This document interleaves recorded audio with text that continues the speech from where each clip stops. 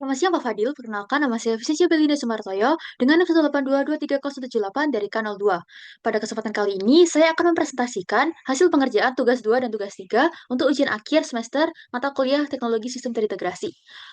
Proyek yang saya kembangkan bernama NutriPlate, di mana ini adalah sebuah sistem berbasis microservice yang bertujuan untuk membantu pengguna tidak hanya untuk menemukan resep masakan, tetapi juga langsung mengetahui estimasi kalori dari bahan-bahan yang digunakan untuk masakan tersebut. Oke, kita mulai dari tugas 2 terlebih dahulu untuk pengembangan core microservice untuk manajemen resep. Di mana di sisi codingan, saya menggunakan framework Code Igniter 4. Ada 3 komponen utama yang saya buat. Yang pertama adalah recipe model.php. Di sini saya mendefinisikan skema database dan kolom apa aja yang boleh diakses, seperti recipe name, ingredients, dan match ingredients.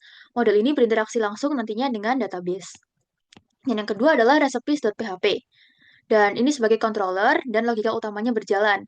Saya membuat fungsi index untuk mengambil data, get, dan fungsi create untuk menambah resep baru post. Dan disinilah logika authentication atau keamanan tuh saya terapkan sesuai dengan syarat tugas.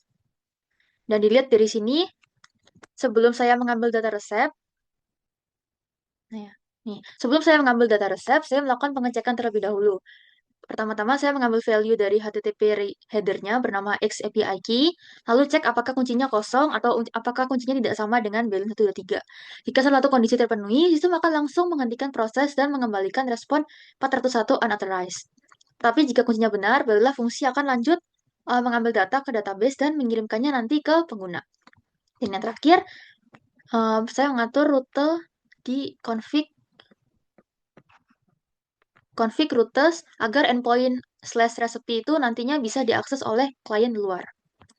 Tetapi sesuai syarat tugas untuk mengisolasi layanan di STB, saya membungkus aplikasi ini menggunakan Docker, di mana saya membuat Docker file custom yang menggunakan base image PHP 2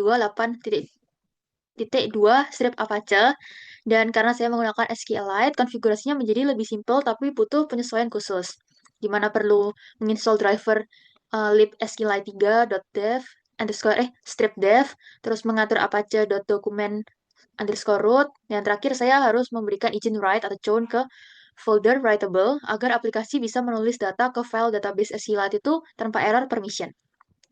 Dan dengan konfigurasi ini tuh nantinya database tersimpan aman di dalam kontainer tanpa perlu setup server database terpisah yang berat. Selanjutnya adalah proses deployment. Awalnya saya melakukan uji coba di lokal laptop, tetapi setelah sukses saya deploy ke STB menggunakan panel manajemen AA panel. Langkah-langkahnya, karena sekarang AA panelnya lagi down, jadi inilah dokumentasi yang saya buat. Pertama, kita harus membuka terminal lokal di dalam AA panel, terus kemudian git clone repository GitHub dari VS Code yang ini tadi, di git clone, di GitHub, lalu masuk ke CD repositorinya. Ini repositori saya bernama uas strip tst strip recipe ini. Dan setelah siap, kita git pull dari repositori itu. Lalu jalankan dockernya dengan docker compose up strip strip build, strip d, dan terakhir apabila berhasil membuild dockernya, kita cek dengan docker ps. Dan di sini udah muncul punya saya yaitu uas strip tst strip recipe strip service ini dengan statusnya up. Dan itu berarti dockernya udah menyala. Tapi agar layanan ini bisa diakses, ada konfigurasi jaringan juga yang harus diatur di A panel itu, dan di mana itu diatur di security A panel. Saya membuka atau melakukan allow pada port 8085, di mana itu adalah port yang saya gunakan untuk service ini. Namun, karena STB itu berada di jaringan lokal, kita juga harus menggunakan Cloudflare tunneling untuk mengeksposnya ke publik.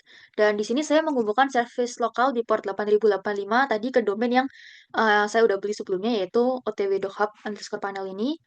Dan saya masukkan uh, rute saya yaitu recipes.otw.hub strip recipes.otw.hub.my.id, dan di sini port saya yaitu 8085. Dan dengan saya masukkan Cloudflare tunneling ini, API saya bisa diakses secara aman lewat HTTPS tanpa perlu membuka port router secara manual lagi nantinya. Dan terakhir kita pengujian keamanan. Karena saya menggunakan layanan autentikasi, jadi kita uji coba menggunakan Postman. Dan apabila jika saya kirim https recipes.otw.hub.my.id/recipes tadi tanpa header balance 123 ini, misal kita send, server akan langsung menolak. Bentar, ini masih loading. Nah, ya, server akan langsung menolak dengan error 401 unauthorized. Dengan message-nya, maaf, API key tidak valid untuk melihat resep. Tapi apabila kita masukkan header X API key dengan value B123, oh, kecentang. Nah, barulah server akan memberikan respon JSON data lengkap dengan status 200 oke di sini. Dan ini membuktikan bahwa endpoint sudah aman, terdeploy dengan publik, dan siap diintegrasikan. Lalu kita masuk ke tugas 3, di mana di sini saya bertugas untuk mengintegrasikan layanan saya, yaitu Resep, dengan layanan teman saya, yaitu Nutritional Analysis Service. Setelah saya pelajari dokumentasinya, layanan ini tuh juga berjalan di ini, yang call.otw.hub.my.id ini, dan dia juga menggunakan autentikasi, di mana autentikasinya seperti saya menggunakan X strip API strip key, tapi value-nya itu NutriPlate. Dan disinilah, bentar, kodenya. Hmm. Nah, di sini tantangan utamanya muncul, yaitu adanya data mismatch atau ketidaksesuaian struktur data antara punya saya dan teman saya, di mana layanan resep saya itu menyimpan bahan baku dalam bentuk string tunggal yang dipisahkan oleh koma, sementara layanan teman saya mewajibkan input array.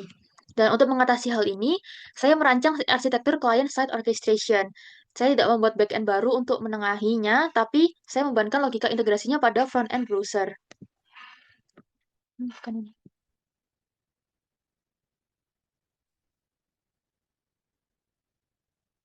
Dan alurnya itu akhirnya adalah waterfall, di mana browser akan mengambil data resep dari API saya, lalu browser melakukan parsing data atau bahan, mengubah string menjadi array, dan baru kemudian browser mengirim API data yang sudah bersih itu ke API teman saya. Iya. Hmm.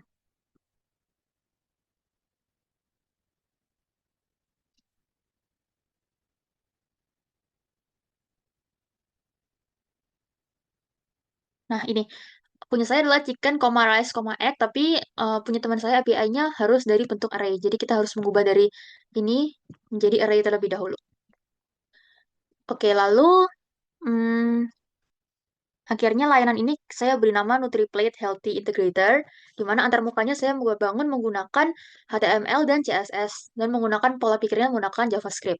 Nah, sesuai dengan desain di style CSS-nya, saya menerapkan CSS Grid untuk membagi layar menjadi dua panel responsif, yaitu panel kiri untuk daftar resep yang scrollable, dan di panel kanannya itu berisi sticky, dan terlihat tetap saat digulir atau di-scroll. Ini bisa di-scroll. Nah, tadi fokus pemisahan data itu dilakukan di script.js, di mana ini ada cons. Nah, cons ingredients array ini adalah middleware logic yang saya buat, di mana terdapat fungsi split, itu untuk memotong kalimat panjang dari API menjadi potongan-potongan kata, dan trimnya untuk membersihkan spasi yang tidak perlu, sehingga nanti hasilnya bisa berubah jadi array. Nah, setelah formatnya sesuai, barulah saya melakukan fetch ke URL API teman saya dengan metodenya POST, menyisipkan data array tersebut ke dalam body request dan menyertakan API key NutriPlate ke headernya. Dan untuk tahap deployment, saya menggunakan GitHub Pages. Ini saya menggunakan GitHub Pages, di mana aplikasi saya menggunakan GitHub Pages karena arsitekturnya itu bersifat static web app yang berjalan 100% di sisi klien. Dan dengan GitHub Page, aplikasi ini otomatis mendapatkan hosting yang cepat dan aman dengan protokol yang HTTPS.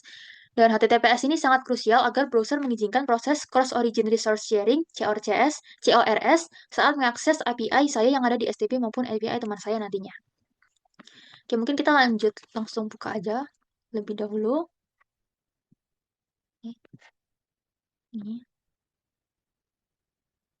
Nah, saat halaman pertama kali dibuka, fungsinya itu langsung berjalan mengambil data-data resep yang ada nih dengan lancar. Dan apabila kita memencet salah satu resepnya, misalnya Walder Salad, itu statusnya akan berubah menjadi dari menganalisis tadi yang ada di kanan menjadi data kalorinya tiap bahan yang diperlukan untuk membuat Walder Salad keluar. Dan di sini juga ada total estimasi kalori apabila kita ingin memakan Walder Salad, kalori yang kita dapatkan adalah segini. Jadi, ini membuktikan bahwa aplikasi saya itu berhasil untuk mengambil data dari API saya, yaitu resep, yang berupa daftar resep ini, lalu mengirim ke API teman saya, yaitu kalori, dan menampilkan gabungannya ke pengguna. Sebagai kesimpulan, melalui tugas 2 dan tugas 3 ini, saya telah berhasil membuktikan konsep interoperability dalam microservice. Meskipun layanan desktop dan layanan kalori itu dibangun oleh dua orang yang berbeda, dengan database yang berbeda dan berjalan di server yang terpisah, keduanya tetap bisa disatukan menjadi satu ekosistem yang fungsional. Kuncinya ada pada pemahaman standar komunikasi data API dan strategi integrasi yang tepat di sisi klien.